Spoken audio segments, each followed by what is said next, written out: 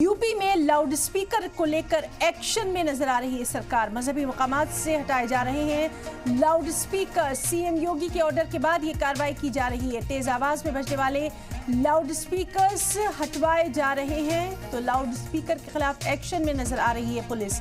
Loud speakers को लेकर योगी सरकार ने सख्त ऑर्डर जारी कर दिए हैं। यूपी में तेज आवाज में कहीं भी लाउड स्पीकर्स नहीं बजेंगे, मजहबी मकामात पर भी नहीं और डीजे पर भी लाउड स्पीकर नहीं बजेंगे। मुकर्ररा मेयार से ज़्यादा आवाज़ में लाउड स्पीकर या डीजे नहीं बजाए जाएंगे। साथ ही ये ऑर्डर भी दे दिया गया कि जहां जहां इन कानून की खिलाफ वर्जी की जा रही है वहां से लाउड स्पीकर उतरवा दिए जाएंगे। पुलिस अफसरान शहर शहर जाकर लाउड स्पीकर्स के बाकायदा वॉल्यूम चेक कर रहे हैं।